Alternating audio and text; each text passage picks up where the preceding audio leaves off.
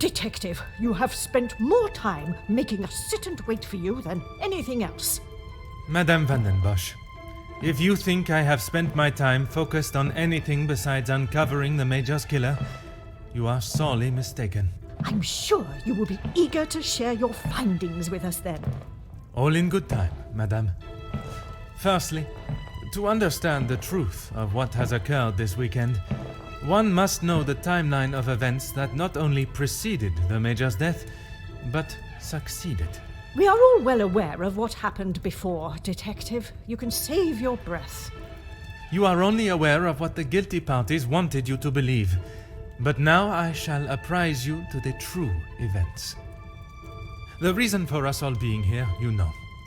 The altercation between Monsieur Demire and the Major, you know. The body of Monsieur Hagen was found while we were all sat enjoying a most delicious meal. That you also know. But what was kept from us all was that his body lay on the study floor for far longer than was thought. It was that servant. She found him. S'il te plaît, monsieur. It was indeed young Inga that found the Major's body lying lifeless in the study. So it was her. Monsieur, I will not allow for any further interruptions.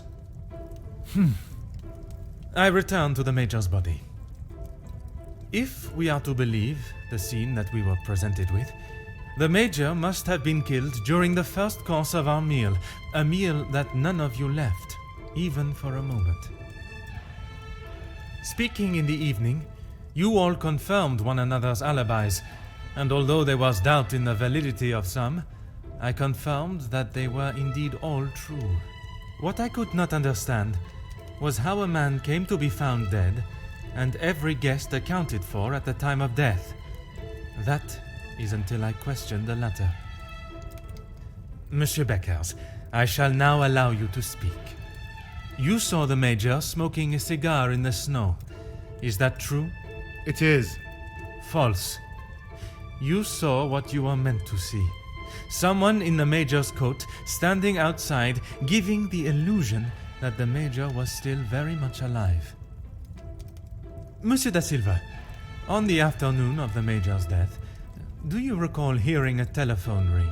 Now that you mention it, I have not heard a single ring all weekend. Correct. The telephone lines have been down for the duration of our stay, meaning the telephone call that was received and promptly directed to the Major's study was yet another act of trickery and deceit. But it did not end there. When I entered the study for the first time, it was obvious someone had already been there and falsified the scene to stage a burglary and clear away important evidence, including the murder weapon. What followed was an investigation that had already been hindered. But even those lengths were not enough to derail me for long. I think we have all had enough of your self-praise, Detective. Perhaps you would like to tell us who killed him now? Madame, as I'm sure you would expect, it is not as simple as that. What many of you do not know is the discussion that was had between the Major and Monsieur Beckers earlier that day. What has that got to do with anything? I told you I didn't kill him. That I know to be true. What you do not know is that it was not only his ears that heard your spoken words. I hope you are not implying I had something to do with it. No, madame, there was another. Mademoiselle Elisabeth. You are all aware that the Major was hired by Monsieur da Silva to front the security during the workers' strikes. What very few of you know is that it was the Major's order that instigated the vicious attacks on those unarmed men and resulted in numerous deaths, including Mademoiselle Elisabeth's fiancé, Luc. Monsieur Beckers confronted the Major, declaring that he was to hand himself in. That is what Mademoiselle Elisabeth overheard. Now, knowing the truth, she waited until the Major was away from his study. After he stepped outside following the confrontation with Monsieur Demire's fist, it looked to be the perfect opportunity, or so she thought. The Major returned and found her looking for the proof she required to hand him over to the authorities. If the maid bumped him off, why hasn't she been arrested? The events that followed in the study are not those of a cold-blooded murder, but one of a young girl that had no other option but to protect her own life.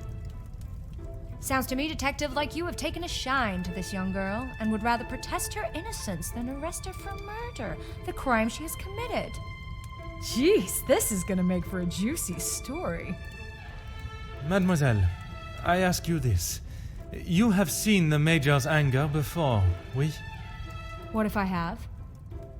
How do you think he would have reacted if someone was to find proof that he had committed a terrible act, and that if made public, would surely result in his incarceration? Exactement. It is quite the story you have told, Detective, but all I have heard is that Elizabeth overheard a conversation blaming the Major for her fiancé's death, and she murdered him in revenge. A servant killing a man that is as revered as he was. She will face the noose. I am not denying that a man has lost his life, but it is not the crime of murder that you all believe. While the Major did not deserve to die in such a way, it was his actions towards Mademoiselle Elizabeth that drove her to defend herself in any way she could. Mademoiselle Elizabeth will be punished, but we will let the law decide the severity of her punishment. She has played you like a fiddle, Detective, acting the innocent victim. She will be arrested and hanged for her crime, like every other cold-blooded killer. Here. Give her what she deserves. The girl has got to pay for what she's done.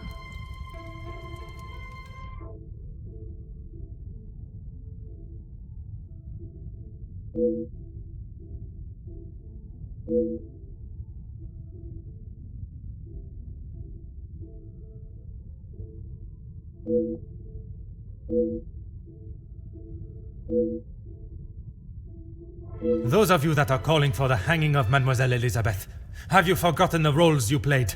Your actions have been... Look, Detective, I see where you are going with this, but it's not going to work. So maybe the strikes were down to De Silva and Becker's. But don't try and drag... Mademoiselle Conrad, if you are so confident of your innocence, perhaps...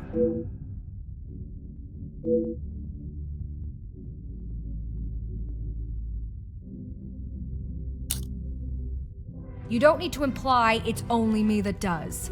Ask any of my journalists, they'll say the same. Even if in the process people are hurt?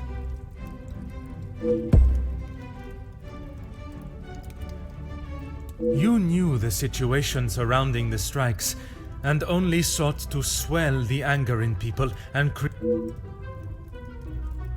Mademoiselle, you so often have something to say. Now is not the time for silence. You really are delusional.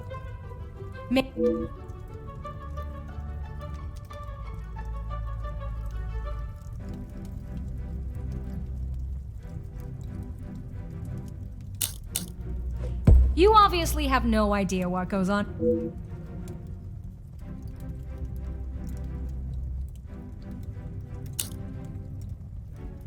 Look, it's...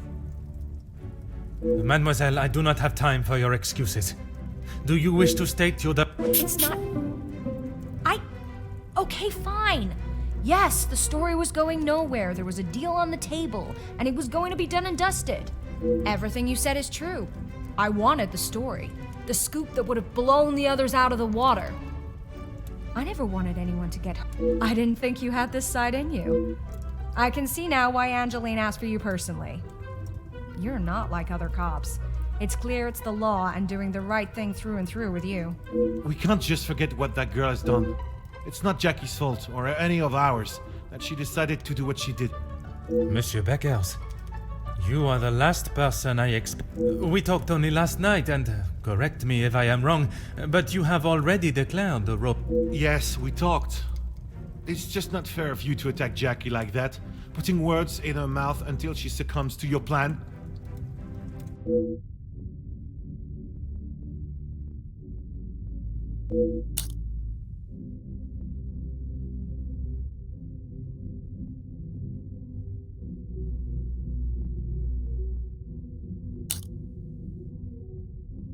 Detective, I'm afraid you're misunderstood. That is not how... It was not my intention for things to escalate as they did. I could not have predicted that would happen. Jackie was documenting everything to do with the strikes. She wanted our story to be heard and wanted to know how I was handling the negotiation. And they were handled by yourself?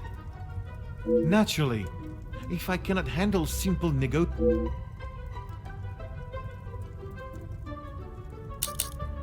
No, it wasn't like that.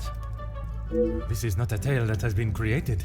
The facts I speak came directly from your mouth yesterday. Why is it you cannot admit she... Nothing.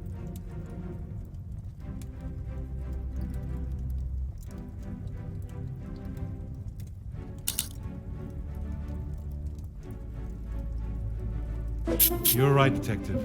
I have tried so hard to deny my part, but I know only too well that my decisions led to the death of those. I know I cannot excuse what I've done. I just want you all to know that I am not a hateful or malicious man. I only wanted to prove that I was the right man.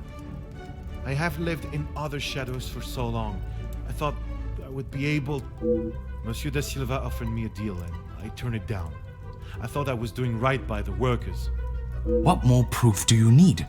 He said it himself. I made a generous offer to reach a resolution, and he turned his no... It was not that simple, though.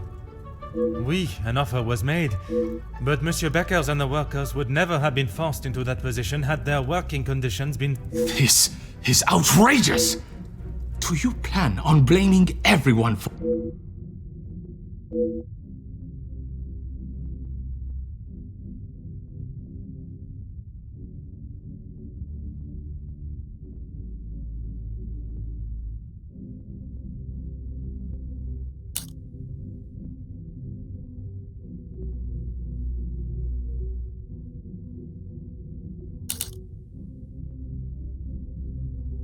It may be a big deal to you, but I am used to workers not being happy with something.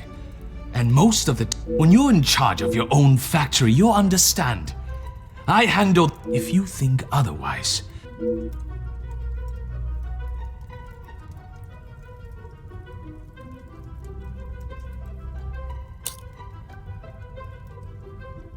You said it. Anonymous.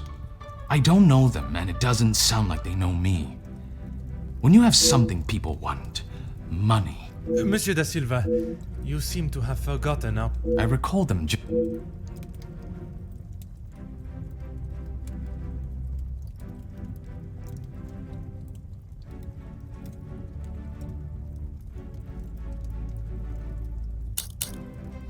Is that what you plan to do? Accuse us all of something until we feel enough guilt that we agree to... The events that led to the Major's murder are not as simple as you have tried to convince yourself. I have uncovered what... Apparently anyone can become a detective now. Through order and... Order? There's no order in beating down who you can... Monsieur da Silva, you have stood steadfast. Detective, you would do well not to... It was not my intention. I only want those responsible to be held accountable for their actions. Does your position on Mademoiselle Elisabeth's guilt remain? Even after all your attempts, Detective, Felix was still murdered. Self-defense or not, she chose to hide what she had done because she knew... It was not choice to hide anything, madame. If in her position, I ask, what would you have done? The Major has already furiously thrown an object at you, barely missing your head, and now has hold of your arm. I wouldn't have driven a knife into him, that I can tell you for sure.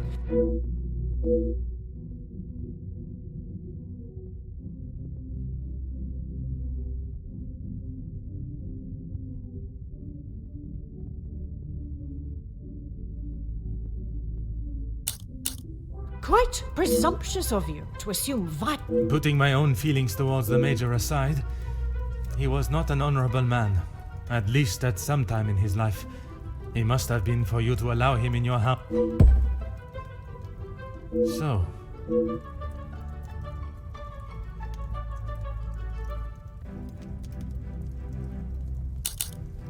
I'm sure that is none of my business. The Major shot and killed a number of unarmed prisoners as they were bound and terrified. suppose. His actions are unforgivable and should not... You judge him so harshly, but I return the question.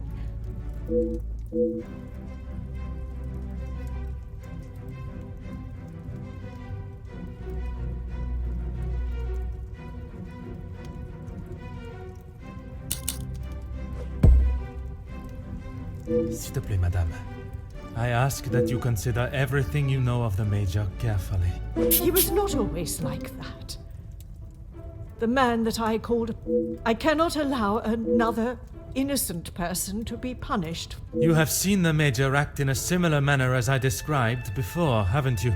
You have convinced me that I am wrong in both my opinion on Elizabeth's punishment and... Not when a potential crime has been committed, and I fear an innocent party may have been punished for it. He was just a boy. The confrontation with Mademoiselle Elizabeth was not the first time he has come close to killing another. It was following the officers' ball. A young man, no older than 16, stopped us on the street. Like a flash, Felix snapped and wouldn't let go of him. But he was never charged for the attack. Felix called the captain at the station and said that the boy was thrown behind bars without a second thought. It was a full week. And even after witnessing such a brutal assault, you still support him. You still believe that he had not attacked Elizabeth. The days following, he showed no signs of remorse, no apology to him or to me. I blamed it on the amount he had had to drink. Had you been open about the Major's temper, this could all have been avoided. When you tell the courts the truth, Just when I thought I could not see a more spineless move. Excuse... You allowed a bully and thug to remain in your house and endanger your family. I'm sorry, Margot, but I am struggling to understand what... I'm surprised you can hear me way up there on that high horse of yours. How dare you speak to me in that way? I can see that. Murderers, thieves, and extortionists are all acceptable. Countess, I have talked at length of the Major's death. When I last gathered you all together, I spoke of a blackmail ring that was rife in the area, and then of the letter that Mademoiselle Angeline requested my help personally after she received such a letter threatening her family name. She felt Get on with it, detective. Who dared try and extort my family and then have the gall to allow me to... If it was not for the honesty of a young servant, I would For goodness sake, it was me. Margot. While it looked as though the Countess was helping the young women at the shelter, she was in fact only finding them positions of employment in wealthy homes to gather information. Monsieur da Silva fell victim to her network of moles and was in turn blackmailed. It was quite the prosperous setup you had, knowing that they would not be prepared to lose their social standing if a secret was to find its way from where it had been hidden for so long. That cannot be true, Margot. That is rich. You are one of my own... High and mighty Madame van den Bosch. You think you can do what you wish when you wish it and there will be no repercussions. If I do not get a straight answer out of you, I will march you to the... I'm surprised it took the Major this long to start living with you. He must have been on the edge for some time. How dare you? A home you share with the father of your daughter for so many years, and she still remains... You have no right. Maman! Angeline? Have you heard what she has admitted to? She is merely trying to make herself... Is what she says true? Felix, he was my father? That is the secret that the letter was talking about, isn't it? You told me that we had nothing to hide. Detective Poirot, were you aware of this? Oui, mademoiselle. But it was not my place to repeat. I don't understand. What about father? Your mama betrayed the love of a good, honest man and played away behind his back and then kept it hidden for all these years like a lady of the night with her client list. You will say no more. Angeline, Did Felix know? This is not an appropriate conversation. He knew, dear girl. He knew the whole time. It is only dear Edwin that was blind to their deceit. You will not talk of him like that.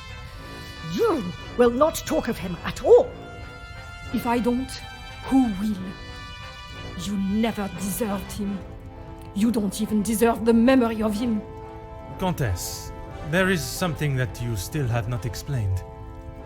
What more is there for her to say? How long were you in love with the Viscount for? Margot? Is that true? We were destined to be together. And then you turned up. And I was all but forgotten about. But you were nothing more than friends. And you made sure of that, didn't you? From the day you arrived, it was all about what you wanted and what you had to do to get it. You didn't consider Edwin at all. He was just a purse to you. I loved my husband, and I miss him every day. Loved him enough to stray? Both of you, no more! Please, Angeline, let me explain. Maman, I do not wish to hear anything else from you. Not even your own daughter wants to hear your lies anymore. Cassandra van den Bosch, all alone. How dare you!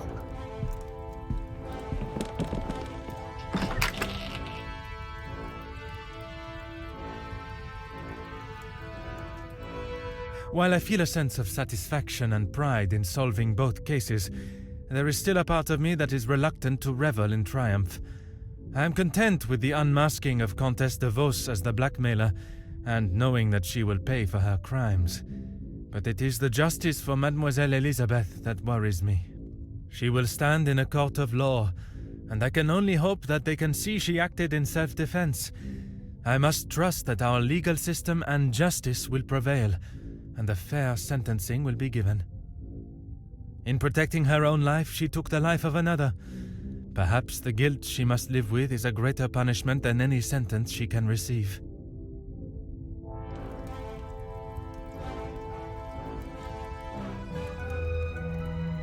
Comtesse de Vos was taken from Nemozinet House in cuffs and placed under arrest. Although she initially tried to plead her innocence, Inge, along with a number of other girls that the Comtesse had found employment for, came forward and made full statements. She was charged with 5 counts of blackmail and extortion and sent to a house of corrections, where she will have a new life to become accustomed to. Monsieur Sterling and Mademoiselle Rihanna were also reprimanded for their participation. While they may not be facing time in prison, tampering with a crime scene and obstruction of a police investigation are certainly not something that houses and new employers will look positively on.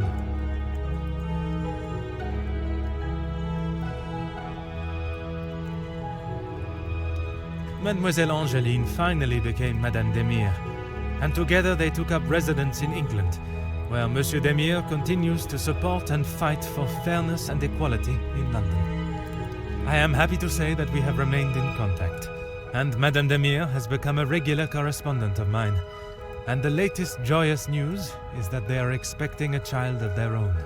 Madame van den Bosch showed compassion that I had not seen in her before. She stood in court and gave a truthful and genuine character reference of Elizabeth, as well as describing the Major and the atrocious crimes he had committed. After Madame van den Bosch's secret was revealed to the world, her position in the social hierarchy was no more, disappearing in a moment. While she still resides in Belgium, I believe she has had to adapt to a far more modest way of life. A humbling experience for her, I am sure. Following her actions in the courtroom, Angeline believed that her maman still had a place in her life. Although they are on different sides of La Manche, they remain in contact. Mademoiselle Conrad left Nemosine House the same way she entered, confident in herself and audacious in her opinions. Her report of the Major's murder at the house and the surrounding blackmails became one of the most talked about stories of the year. While there were certain details of her own involvement that did not make it to print, she was really quite complimentary about the detective at the heart of the case. Monsieur de Silva tried to continue in his position as factory owner and business entrepreneur, but after his accounts and business dealings were investigated following the details of his blackmail being made public in Mademoiselle Conrad's article, his illustrious business empire began to crumble and is now facing an international corporate investigation. Monsieur Beckers stepped down from his position as union leader, accepting that he was no longer fit to represent the workforce that, in his words, he had let down on a scale of unmeasurable proportion. Although he is no longer the voice of the workers, he continues to support them from behind the scenes. Monsieur Zachariah and his brother made amends, and returning to his family home, and after sobering up, he was able to find the help that he required. I understand that he is now helping fellow soldiers with similar conditions. And Mademoiselle Elizabeth, she stood before a court, and while the proceedings were deemed controversial, the charges against her were dropped, and the reasoning of self-defense was accepted by the presiding judge. Madame Van den Bosch's testimony, along with Mademoiselle Angeline's declaration of her good character, was enough to show that it was not in Elizabeth's nature to act in such a violent way. The abundance of evidence against the Major, and his violent and cruel nature, including his appalling acts during the strikes and the war, was more than enough to prove that Mademoiselle Elizabeth had no other option in that situation but to defend herself in any way that she could. With the new arrival of Madame and Monsieur Demire's child next year, they have agreed to give Elizabeth the opportunity to return home to England and take up a position in their home as nanny.